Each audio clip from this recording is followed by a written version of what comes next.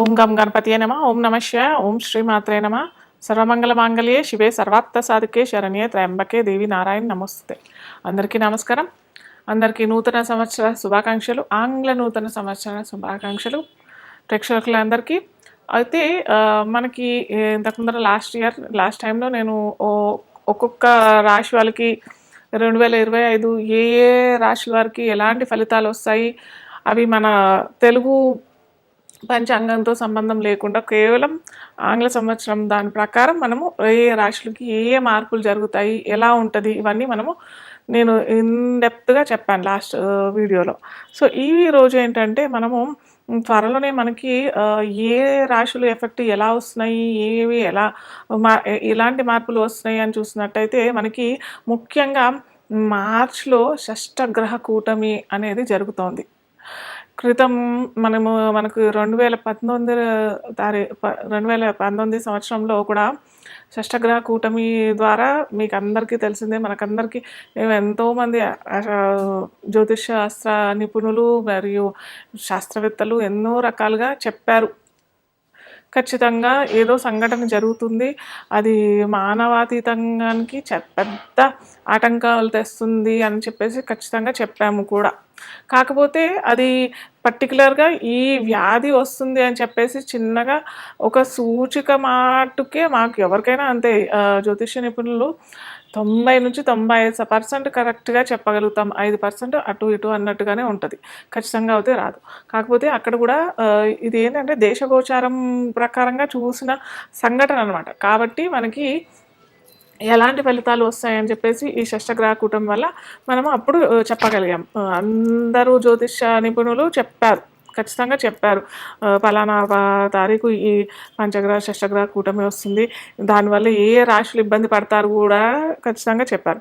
కాకపోతే అక్కడ ఏమైందంటే గురుబలం పోయింది. అక్కడ బృహస్పతి ఒక్కసారి ఒకే సంవత్సరంలో మూడు రాశులు అటు ధనుర్రాశి, వృశ్చిక రాశి, మకర రాశి, ఈ 3 రాశులు ఎఫెక్ట్ అయ్యాయి. ఒకే సంవత్సరంలో 3 రాశుల్లో బృహస్పతి లేదా శని భగవానుడు, అంటే బృహస్పతి అంటే గురు కనుక మారినట్టయితే ఒక ప్రళయం జరిగే అవకాశాలు చాలా ఉంటాయి. కానీ ఇక్కడ మనకి షష్టగ్రహ కూటమిలో కూడా పెద్దగా మార్పులు అవుతాయి. అంటే దేశగోచారము మనము ముఖ్యంగా మనం చెప్పేది ఈ షష్టగ్రహ కూటమి, దేశగ్రహ గోచారము ప్లస్ రాజకీయవేత్తలకి రాజకీయాలు ఎలా అవుతాయి, వాటి వల్ల ఎలాంటి ఫలితాలు వస్తాయి అనేసి మనము ఈ తూచాతాయిగా మనం చెప్పగలుగుతాం. కాకపోతే ఇది పర్సనల్గా మనం చూసినట్టయితే ఒక్కో రాశి, మళ్ళీ నేను చెప్తున్నాను ప్రతిసారి నేను ఈ వీడియో తీసినప్పుడల్లా, పర్సనల్గా మీ వ్యక్తిత్వ జాతకంలో మీ జాతకాల్లో ఏ దశ అంతర్దశలు నడుస్తున్నాయి, మీ లగ్నం ఏంటి ఖచ్చితంగా తెలుసుకొని ఆ దశ అంతర్దశలు ఈ గోచార ఫలితాలు ఎలా వస్తాయి అని చూసుకున్నట్టయితే మనకు అప్పుడు కరెక్ట్గా ఫలితాలు వస్తాయి. అలా కాకుండా కేవలం ఇప్పుడు చెప్పిన గోచారమే ఈ రాశులకి ఎఫెక్ట్ అవుతుందని అంటే అది కాదు. దాంట్లో ఓన్లీ 50-60% లేదా ఒక్కోసారి 50% రిజల్ట్స్ కూడా రావు, మనకి ఫలితాలు అంతగానం రావు. మనం ఖచ్చితంగా మన నక్షత్రం ఏంటి, మన రాశి ఏంటి, మన లగ్నం ఏంటి, దశాంతర్దశలు ఏమి నడుస్తున్నాయి, లగ్నాధిపతి ఎంత బలంగా ఉన్నాడు, ఇవన్నీ మనం ఖచ్చితంగా మన జాతక చక్రంలో తెలుసుకోవాల్సిన విషయాలు. దాని ద్వారా ఈ గోచారం ఏంటంటే ఒక 20-30% రిజల్ట్స్ వస్తాయి.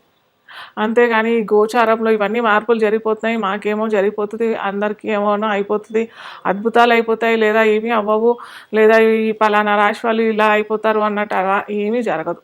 కాకపోతే మనకి తూచాతాయిగా మనకి ఏ రాశిలో ఈ గ్రహాలు కలయిక నడుస్తుంది. యాక్చువల్గా గ్రహ కూటమి అంటేనే, షష్టగ్రహం అంటే 6 గ్రహాలు కూటమి అంటే కలుసుకొని ఆ రాశిలో అది కూడా 2 రోజులే జరుగుతుంది సంఘటన. ఎందుకంటే ప్రతి 2.5 రోజులకి చంద్రుడు మారిపోతాడు. చంద్రుడు ఒక రాశి నుంచి ఇంకో రాశికి మారిపోతాడు. కాబట్టి మనకి ఇక్కడ చంద్రుడిని కలుపుకుంటే రవి ఇక్కడ ఉంటాడు, శని భగవానుడు వచ్చేస్తాడు 30వ తారీఖుకి, మార్చ్ 2025 మనకి 30వ తారీఖు ఈ సంఘటన జరుగుతోంది. అయితే అది కూడా 2 రోజులే జరుగుతుంది. అప్పుడు రవి శని భగవానుడు వచ్చేస్తాడు, బుధుడు వచ్చేస్తాడు, శుక్రుడు ఉంటాడు అక్కడే, రాహు కూడా అక్కడే ఉంటాడు. ఈ గ్రహాలు బుధుడు కూడా అక్కడే ఉంటాడు కాబట్టి ఈ గ్రహాలన్నీ ఉంటాయి కాబట్టి మనము ఆ 2 రోజులు మనము షష్టగ్రహ కూటంగా మనం తీసుకుంటాము. ఆ రాశి అంటే మీన రాశిలో పడుతుంది కాబట్టి మీన రాశి వాళ్ళకి ఎలా ఉంటుంది, అలాగే మిగతా రాశులందరికీ కూడా ఎలా ఉంటాయి మనం చూస్తాము ఇప్పుడు తుచతాయిగా. అయితే ఇంకొకటి ఏంటంటే ఇక్కడ తెలుసుకోవాల్సింది చాలా ముఖ్యమైన విషయం ఏంటంటే ఈ ఒక ఆర్క్ లాగా వచ్చేస్తుందనమాట. అంటే మనకి 2 రోజులు షష్టగ్రహ కూటమి ఉంటుంది. తర్వాత 2.5 రోజుల తర్వాత చంద్రుడు వచ్చేస్తాడు. తర్వాత 10-15 రోజులకి రవి మారిపోతాడు. మళ్ళీ బుధుడు వెళ్ళిపోతాడు. రాహు మనకి కుంభరాశిలోకి వస్తాడు. ఇలా అన్నీ ఒక్కొక్క గ్రహాలు వెళ్ళిపోతుంటాయి. శుక్రుడు వెళ్ళిపోతాడు, బుధుడు వెళ్ళిపోతాడు.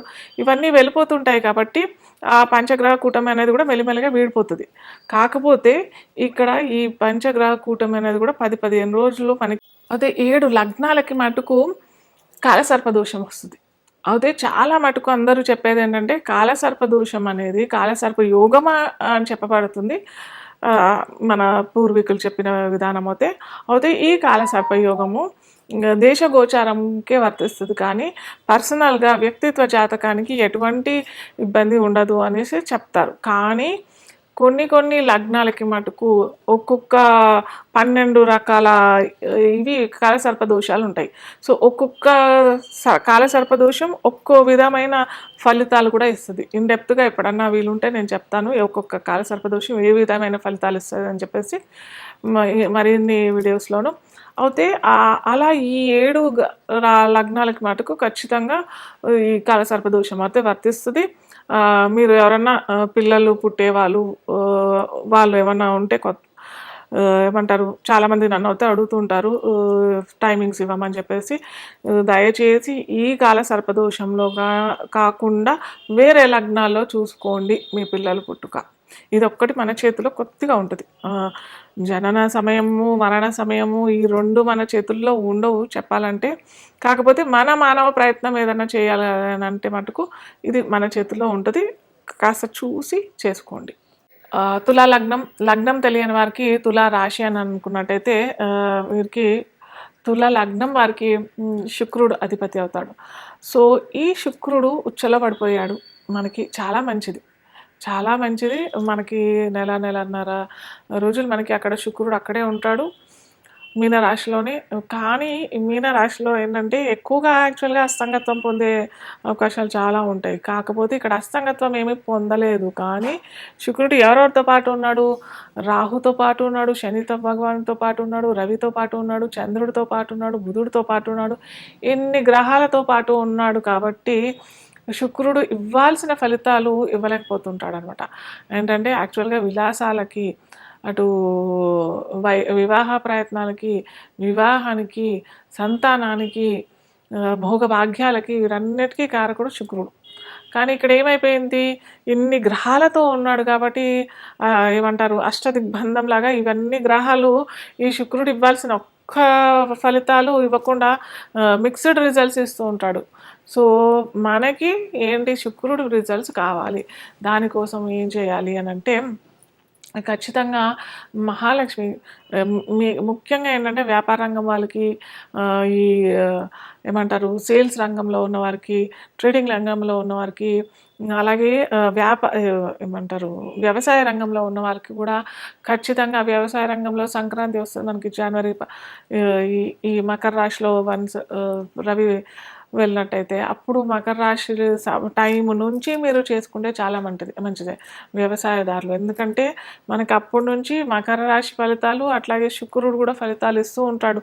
మంచి తన మిత్రుడు రాశిలో ఇంట్లోకి ప్రయత్నం వెళ్తుంటాడు కాబట్టి, ప్రయాణం చేస్తుంటాడు కాబట్టి మంచి రిజల్ట్స్ రావాలి. ఖచ్చితంగా మీకు పాడి పంటలతో, సిరి సంపదలతో తులతూగాలి అని అంటే ఖచ్చితంగా మహాలక్ష్మి ఆరాధన చేసుకోవడం, అలాగే మీకు వచ్చిన పంటలో ఖచ్చితంగా మొత్తం మనకి ఎలాగూ ఇటు ఉగాది వస్తుంది, అలాగే మనకి ఫాల్గుణ మాసం తర్వాత మనకి చైత్ర మాసంలో ఉగాది వస్తుంది, అలాగే శ్రీరామనవమి కూడా వస్తుంది. కాబట్టి మొత్తం మీకు వచ్చిన దాంట్లోంచి అటు అమ్మవారికి అయ్యవారికి సమర్పణ చేసుకున్నట్టయితే ఖచ్చితంగా మీకు అయితే సిరి సంపదలతో తులతూగుతారు.